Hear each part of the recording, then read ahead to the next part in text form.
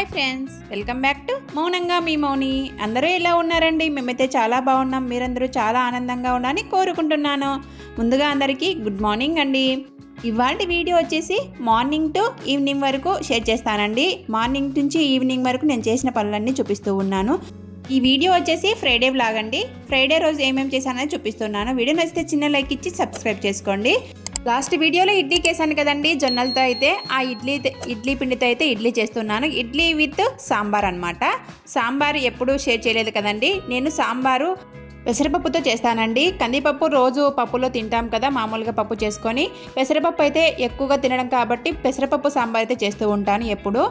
ఇంతకుముందు అయితే కందిపప్పుతోనే చేసేదాన్నండి. కాకపోతే పెసరపప్పు అయితే ఎప్పుడు తినాం కదా, పెసరపప్పు కూడా చాలా మంచిది కదా, రేర్గా తింటూ ఉంటాం అని చెప్పేసి నేను ఇక్కడ పెసరపప్పు సాంబార్ అయితే చేస్తూ ఉన్నాను. వీడియో కోసం అనే కదండి, మామూలుగా అయితే ఇడ్లీ పిండికి వేసినప్పుడు ఒకరోజు చట్నీ, ఒకరోజు సాంబారు ఇలా చేసుకుంటాను అనమాట. ఈ మధ్యకాలంలో అయితే పాపకు ఎక్కువగా తొందరగా టైం అవుతుందని చెప్పేసి మార్నింగే కుదరడం లేదని చెప్పేసి నేను ఇక్కడ పెసరపప్పు సాంబార్ అయితే తక్కువ చేస్తూ ఉన్నాను. అప్పుడప్పుడు వీలుగా ఉన్నప్పుడు అయితే తొందరగా లేచేసి పెసరపప్పు సాంబార్ అయితే చేయడానికి ట్రై చేస్తూ ఉన్నాను అనమాట. ఈరోజు పెసరపప్పు సాంబార్ చేద్దామని చెప్పేసి ఇడ్లీలోకి తొందరగా లేచానండి. తొందరగా లేచేసి పెసరపప్పును అయితే నానబెట్టేసాను అనమాట. పెసరపప్పు కుక్కర్లో వేసింటే ఎంత బాగా పొంగిపోయిందో చూడండి. పనికి 2 పనులు అంటే ఇలానే ఉంటాయన్నమాట. వాటిలో నేను కొద్దిగా ఆయిల్ వేసి వాటిలో గిన్నె కూడా వేసానండి, అయినా కూడా పొంగిపోయింది. నేను చేసిన మిస్టేక్ వచ్చేసి వాటర్ ఎక్కువగా పోసానండి. సో ఇంకా వాటర్ ఎక్కువగా పోస్తే పొంగిపోకుండా ఉంటుందండి. వాటర్ ఎక్కువగా పోయడం వల్ల పొంగిపోయి పనికి 2 పనులు అయితే అయిపోయినాయి అనమాట. ఏం చేస్తామండి, ఇంకా ఏం చేయలేం కదా. మంటనైతే సిమ్లో పెట్టి మాత్రమే ఉడికించుకున్నాండి. లో టు మీడియం ఫ్లేమ్లో పెట్టి ఉడికించుకుంటాను, తొందరగా బాగా మెత్తగా ఉడికిపోతాయని. అయినా కూడా పొంగిపోయిందండి. ఏమీ చేయలేని పరిస్థితి అనమాట. సో ఇంకా నేను అంతా క్లీన్ చేసుకుంటూ ఉన్నాను.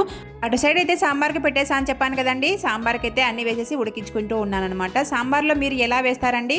నేనైతే ఫస్ట్ గిన్నె పెట్టేస్తాను. గిన్నెలో 3 టేబుల్ స్పూన్ ఆయిల్ అయితే వేస్తానండి. ఎందుకంటే సాంబార్ ఎక్కువగానే తింటారు కాబట్టి మా ఇంట్లో కొంచెం ఎక్కువగా చేస్తూ ఉంటాను. 3 టేబుల్ స్పూన్ ఆయిల్ వేసేసి జీలకర్ర, ఆవాలు, ఆనియన్స్ వేసేసి ముందుగా బాగా దోరగా వేయించేసుకుంటానండి. తర్వాత పచ్చిమిర్చి వేసేసి దోరగా వేయించుకున్న తర్వాత కొంచెము క్యారెట్, ఉర్లగడ్డ, మన ఇంట్లో ఫ్రిడ్జ్లో ఏ కూరగాయలు ఉంటే ఆ కూరగాయలన్నీ వేస్తూ ఉంటాను. ఈరోజైతే క్యారెట్, ఉర్లగడ్డ మాత్రమే వేసానండి. తర్వాత 3 టమాటాలను వేసేసి బాగా మెత్తగా వాటర్ వేసేసి మెత్తగా ఉడికించుకుంటానండి. కొంచెం సాల్ట్ అయితే వేస్తాను, అలాగనే పసుపు కూడా వేస్తాను అనమాట. ఎందుకంటే ఈ పసుపు సాల్ట్ వల్ల తొందరగా ఉడుకుతాయని చెప్పేసి. అక్కడైతే సాంబార్కి అన్నీ ఉడికిపోతూ ఉన్నాయండి ఒక సైడ్ అయితే. ఇక్కడ ఇడ్లీ పిండికి అయితే నేను అన్ని సాల్ట్, సోలా పొడి ఇవన్నీ వేసేసుకొని కలిపేసి పక్కన పెట్టేసుకుంటూ ఉన్నాను. ఎందుకంటే ఒక సైడ్ సాంబార్ అవుతూ ఉంటే ఒక సైడ్ ఇడ్లీ పెట్టేయాలి కాబట్టి మార్నింగే హడావిడిగా జరిగిపోతూ ఉంటుందండి ఈ టిఫిన్ కార్యక్రమం అంతా. నేను ఇడ్లీ పిండి అంతా అయిపోదని కొద్దిగా తీసి పెట్టేసుకున్నానండి. చాలా బాగా పొంగిపోయింది అనమాట ఇడ్లీ పిండి అయితే. మీకు తెలిసిందే కదండి, నేను ఇడ్లీ పిండి ఎలా కలుపుకుంటానో అలా కలుపుకొని ఇంకా ఇడ్లీకి అయితే వేస్తూ ఉంటాను.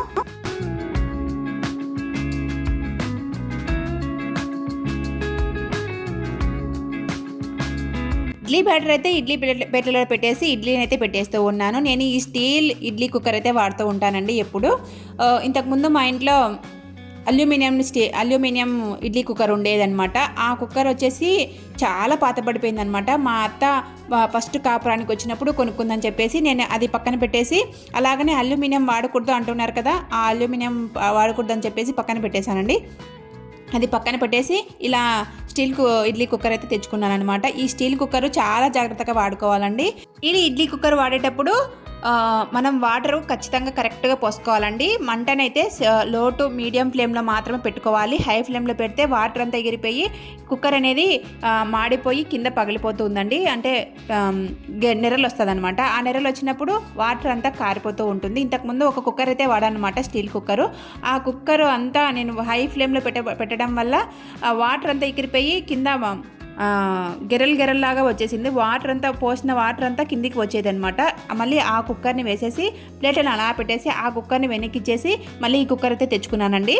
మీరు ఎవరైనా స్టీల్ కుక్కర్ వాడుతూ ఉంటే ఆ స్టీల్ కుక్కర్ని జాగ్రత్తగా వాడుకోవడానికి ట్రై చేయండి. ఇడ్లీ అయితే పెట్టేశాను కదండి. ఇటు సైడ్ వచ్చేసి 15 మినిట్స్ కల్లా మనకి ఇడ్లీ రెడీ అయిపోతుంది. ఇటు సైడ్ వచ్చేసి పెసరపప్పు సాంబార్ కూడా రెడీ అయిపోయిందండి. మనం ఉడికించుకున్నటువంటి క్యారెట్, ఉర్లగడ్డలు వాటిలో పెసరపప్పును వేసేసి పెసరపప్పు చింతపండు పులుసు కలిపేసి మన కన్సిస్టెన్సీకి తగినట్టుగా వాటర్ యాడ్ చేసుకొని మనం పెసరపప్పు సాంబార్ అయితే రెడీ చేసుకోవాలి. సాంబార్ చేయడానికి ఎప్పుడు ఎంటీఆర్ సాంబార్ పౌడర్ అయితే వాడుతూ ఉంటానండి. అది 3 టేబుల్ స్పూన్లు వేసేసి మన రుచికి తగినట్టుగా సాల్ట్ని కూడా యాడ్ చేసుకొని లాస్ట్లో అయితే ధనియా పౌడర్ వేస్తానండి. 1.5 టేబుల్ స్పూన్ ధనియా పౌడర్ వేసేసి ఇంకా కొంచెం బెల్లం యాడ్ చేసేసి ఉడకబెట్టుకోవాలి. మనకు సాంబార్ అనేది రెడీ అయిపోతుంది. ఇంకా సాంబార్ అయితే రెడీ అయిపోయిందండి. పిల్లలకు పెట్టించేసాను, తినేసి వెళ్ళిపోయారనమాట. నేను ఇక్కడ వెయిట్ లాస్లో ఉన్నాను కదని చెప్పాను కదండి. వెయిట్ లాస్లో భాగంగా ఈరోజు వచ్చేసి ధనియా వాటర్ అయితే తీసుకుంటూ ఉన్నాను. ధనియాలు అయితే మార్నింగే లేచేసి నానబెట్టేసానండి. మనకు 7-7:30 కల్లా నానిపోతాయి. అప్పుడు ఉడికించుకొని ధనియా వాటర్ అయితే తీసుకోవచ్చు అనమాట. ఇంట్లో వంట అయితే అంతా ఫినిష్ చేసుకున్నానండి. ఆ రోజు పప్పు చేశాను, అలాగనే ఫ్రై కింద ఆకు సిరాకు తాలింపు అయితే పెట్టాను. బయటకైతే వెళ్తున్నానండి, కొద్దిగా వర్క్ ఉందని చెప్పేసి. ఆల్సోలు విప్పిన చీరలు ఉన్నాయి కదా, ఆ చీరలకైతే కొంచెం లైనింగ్స్ అవన్నీ తెచ్చుకోవాలని చెప్పేసి తీసుకెళ్తూ ఉన్నాను. అన్నీ కూడా ఇక తీసుకొని ఇక్కడ బయలుదేరుతూ ఉన్నాను నేనైతే. బయటికి ఎక్కడికి అని అడుగుతారేమో, కొంచెం ఎవరికి రాని హెల్త్ ఇష్యూ అయితే నాకు వచ్చిందండి. ఎవరికి రాని హెల్త్ ఇష్యూ అంటే క్యాన్సర్, ఎయిడ్స్ అలాంటివి కాదండి. మామూలుగా ప్రెగ్నెన్సీలో వచ్చే హెల్త్ ఇష్యూ అయితే వచ్చిందనమాట. ప్రెగ్నెన్సీ 2 బిడ్డలు అయిపోయినారు, అలాగనే ఆపరేషన్ కూడా అయిపోయిందండి. ఆపరేషన్ తర్వాత వచ్చిన హెల్త్ ఇష్యూ అనమాట ఇది. అది ఎవరికి రాదండి, రేర్గా వస్తూ ఉంటుందంట. ఆ హెల్త్ ఇష్యూ అయితే నాకు వచ్చిందనమాట. ఆ హెల్త్ ఇష్యూ క్యూర్ కావడానికి కొంచెం చాలా టైం పడుతుంది. ఆ హెల్త్ ఇష్యూ మాట్లాడడానికి డాక్టర్ దగ్గరికి అయితే హాస్పిటల్కి వెళ్ళామండి. మాట్లాడేసి వచ్చిన తర్వాత ఇంకా తల అంతా కూడా నస్తుందని చెప్పేసి ఆయిల్ అయితే పెట్టేసుకున్నానండి. ఆయిల్ పెట్టేసుకొని డ్రెస్ అయితే చేంజ్ చేసుకొని ఇంకా కౌంటర్ టాప్ అంతా గలీజ్గా ఉందన్నమాట. ఆ కౌంటర్ టాప్ అంతా కూడా క్లీన్ చేస్తూ ఉన్నాను నేను ఇక్కడ. టైం వచ్చేసి అప్పటికే 3 అయిపోయిందనమాట. ఇంటికి వచ్చేసిన తర్వాత ఓన్లీ తినేసి పడుకుండి పోయేసి ఇంకా మళ్ళీ 3కి స్టార్ట్ చేశానండి వ్లాగ్ అనేది.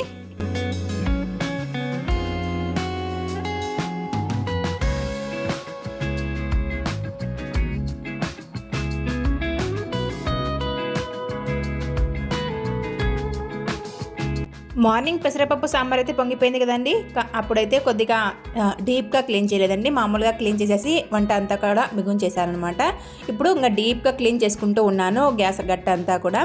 ఎందుకంటే మనము అప్పటికప్పుడు క్లీన్ చేసేదానికంటే మనం డీప్గా క్లీన్ చేస్తే నీట్గా ఉంటుందండి కిచెన్ అంతా. అలా డీప్గా క్లీన్ చేసుకోవడం వల్ల 2 రోజులున్నా కూడా గ్యాస్ గట్టు ఫ్రెష్గా ఆరామవుతూ ఉంటుందన్నమాట. నేను ఇక్కడ అందుకోసం అంతా నీట్గా గ్యాస్ గట్టు అంతా గ్యాస్ను అంతా నీట్గా క్లీన్ చేసుకుంటున్నానండి. స్క్రబ్ తీసుకొని ఆ దిడ్డుగా ఎక్కడైనా మరకలు ఉంటాయి కదా, ఆ మరకలు కూడా వస్తాయని చెప్పేసి స్క్రబ్ అయితే తీసుకున్నాను అనమాట. నేను ఇక్కడ కౌంటర్ టాప్ పైన వాల్పేపర్ అయితే వేశాను కదండి. ఈ వాల్పేపర్ అయితే నేను అమెజాన్లో తీసుకున్నాను. ఈ వాల్పేపర్ వేయడం వల్ల కౌంటర్ టాప్ పైన చాలా బాగా యూజ్ అవుతుందండి. గ్యాస్ గట్టు పైన ఏదైనా ఆయిల్ మరకలు కానీ నల్లగా మరకలు పడడం కానీ అలా జరుగుతూ ఉంటుంది కదా. అలా జరిగినప్పుడు మనము స్క్రబ్ పెట్టి గోకుతూ ఉండాలన్నమాట నార్మల్ ఫ్లోర్లో అయితే. ఈ కౌంటర్ టాప్ పైన వాల్పేపర్ వేయడం వల్ల చాలా బాగా తొందరగా ఆ మరక అనేది తొందరగా పోతుందండి. అయితే వాల్పేపర్ పైన కత్తి గీతలు ఇలాంటివి పడకుండా చూసుకోవాలండి. అది పడితే మాత్రము కొంచెం డ్యామేజింగ్ అయిపోయి అంత బాగా లుక్ అనిపించదండి. నేను ఇక్కడ స్క్రబ్ పెట్టేసి గ్యాస్ గట్టంతా కూడా క్లీన్ చేస్తున్నానండి. అలాగనే గ్యాస్ పైన వాల్స్ ఉంటాయి కదా, ఆ స్టైల్స్ కూడా బాగా నీట్గా వెళ్ళిపోయాయి అనమాట. గ్యాస్ గట్టు కానీ క్లీన్ చేసేటప్పుడు కొంచెం గిన్నెలో అయితే సర్ప పౌడర్ ఉంటుంది కదా, ఆ సర్ప పౌడర్ వేసేసి మనం స్క్రబ్ లిక్విడ్ ఉంటుంది కదా, ఆ లిక్విడ్ స్క్రబ్ వేసేసి బాగా తుడిచేస్తానండి. ఫస్ట్ వాటర్ పెట్టేసి నీట్గా వస్తుంది అనమాట జిడ్డు అంతా కూడా. ఎలాంటి లిక్విడ్ అవసరం లేదండి. ఇలా చేసుకోవడం వల్ల కౌంటర్ టాప్ కొంచెం అరోమాగా చాలా ఫ్రెష్గా ఉన్నట్టుగా అనిపిస్తుంది అనమాట.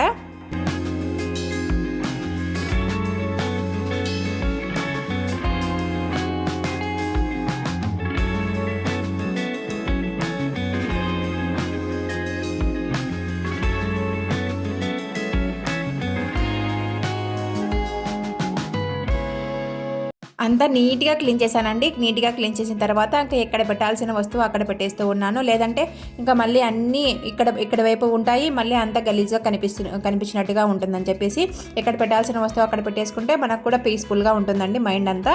నేను ఇంకా అన్నీ సర్దేస్తూ ఉన్నాను అనమాట కిచెన్ కౌంటర్ టాప్ అంతా. నా చిన్నప్పుడు అయితే పల్లెల్లో అయితే కట్టెల పొయ్యిలు ఉండేవి కదండి. ఆ కట్టెల పొయ్యికి ఓన్లీ పండగ ఫెస్టివల్స్ వస్తాయి కదా, ఆ ఫెస్టివల్స్ వచ్చినప్పుడు మాత్రమే ఆ పొయ్యికి బాగా సున్నం పెట్టేసి కుంకుమ బొట్లు పసుపు బొట్లు పెట్టేసేదండి మా అమ్మ అయితే. ఎంత అందంగా కనిపించేదో అంత అందంగా కనిపించేవి. మామూలుగా గ్యాస్ కూడా ఉండేదండి, కట్టెల పొయ్యి మాత్రం కట్టెల పొయ్యి ఉండేది. కట్టెల పొయ్యి మీద చేసినవన్నీ గ్యాస్ మీద చేయకోకుండా అలా చేస్తూ ఉండేదన్నమాట. కట్టెల పొయ్యి ఇంతకుముందు అంతా కట్టెల పొయ్యి ఎక్కువగా వాడుతూ ఉండేవాళ్ళండి. ఇప్పుడంటే గ్యాస్ ఎక్కువగా వచ్చేసి గ్యాస్ ఎక్కువగా వాడుతూ ఉన్నారు. ఇప్పుడు ఈ ప్రజెంట్ సిచ్యువేషన్లో ఈ ప్రజెంట్ లైఫ్లో ఎక్కువగా గ్యాస్లనే వాడుతున్నారు పల్లెల్లో కూడా. నాకు గ్యాస్ గట్టంతా అటు సైడ్ ఇటు సైడ్ అంతా క్లీన్ చేసుకున్నానండి. క్లీన్ చేసుకున్న తర్వాత అయితే నేను ఇక్కడ వెన్నపూస అయితే పడుతూ ఉన్నాను. 1 మంత్ అయిందనమాట వెన్నపూస పట్టేసి మీగడంతా. 1 మంత్ నుంచి 3 గిన్నెల్లో అలాగే నిండుకుందండి మీగడంతా. ఇంకా మీగడంతా కూడా మార్నింగ్ తీసి పెట్టేశాను అనమాట.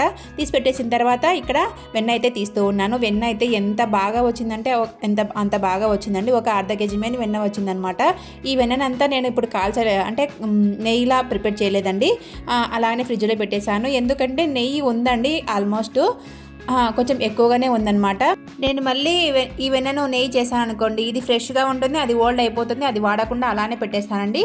అందుకోసం ఫ్రిడ్జ్లో అలానే పెట్టేశాను అనమాట. ఫ్రిడ్జ్లో పెట్టేసి ఎప్పుడు కావాలంటే అప్పుడు కాల్చుకోవచ్చు అని చెప్పేసి ఫ్రిడ్జ్లో పెట్టేశాను.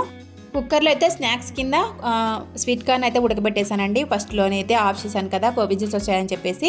ఇంకా ఆఫ్ చేసిన వెంటనే పిల్లలు అయితే వచ్చేసారండి. పిల్లలకైతే ఇచ్చేయాలని చెప్పేసి గబగబా పనిచేస్తూ ఉన్నాను. పిల్లలు వచ్చేసరికి అంతా వర్క్ అంతా ఫినిష్ చేసుకొని ఖాళీగా కూర్చుంటానండి. ఎందుకంటే వాళ్ళు వచ్చినప్పుడు ఇంకా అన్నీ చెప్తూ ఉంటారు. ఏదైనా స్నాక్స్ పెట్టినప్పుడల్లా అది కావాలమ్మా ఇది కావాలమ్మా అని అడుగుతూనే ఉంటారు. అందుకోసం వాళ్ళు వచ్చే లోపలనే అన్ని పనులు ఫినిష్ చేసుకుంటానండి. ఇలా అన్ని పనులు ఫినిష్ చేసుకోవడం వల్ల మనకు కూడా వాళ్ళతో కొంచెం టైం స్పెండ్ చేసినట్టుగా ఉంటుందని చెప్పేసి అన్ని పనులు కొంచెం ఎర్లీగానే చేసుకోవడానికి ట్రై చేస్తానండి ఆఫ్టర్నూన్ అయితే. నా వీడియోస్ కానీ నా వ్లాగ్స్ కానీ మీకు నచ్చినట్లయితే ఒక చిన్న లైక్ ఇవ్వండి. నా వీడియోస్లో ఏదన్నా తప్పుగా మాట్లాడినా తప్పుగా ఏదన్నా చెప్పినా కూడా మీరు ఒక చిన్న కామెంట్ అయితే పెట్టండి, తప్పుగా మాట్లాడారు అని చెప్పేసి. ఇంకా మీరు నా నుంచి ఎలాంటి వీడియోస్ కోరుకుంటున్నారో కింద కామెంట్లో చెప్పండి. నేను అలాంటి వీడియోస్ పెట్టడానికి అయితే ట్రై చేస్తానన్నమాట.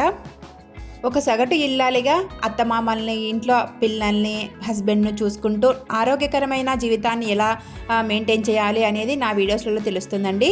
ఇంకా నా నుంచి మీరు ఎలాంటి వీడియోస్ కానీ ఎలాంటి వ్లాగ్స్ కానీ కోరుకుంటున్నారో చిన్న కామెంట్ అయితే పెట్టండి. అలాంటి వ్లాగ్స్ మీకు ఇంట్రెస్ట్గా కలిగించే వ్లాగ్స్ అయితే చేయడానికి ట్రై చేస్తానండి. వెన్నపూస అయితే పట్టాను కదండి, అంతా కింద కారిందనమాట. వాటర్ అంతా క్లీన్ చేసేసుకొని పక్కన పెట్టేస్తూ ఉన్నాను మిక్సీని అంతా. వీడియో నచ్చితే చిన్న లైక్ ఇచ్చి సబ్స్క్రైబ్ చేసుకోండి. నా వీడియోస్ యూస్ఫుల్ అనిపిస్తేనే సబ్స్క్రైబ్ చేసుకోండి. మరొక మంచి వీడియోతో మళ్ళీ కలుస్తాను. ఉంటానండి.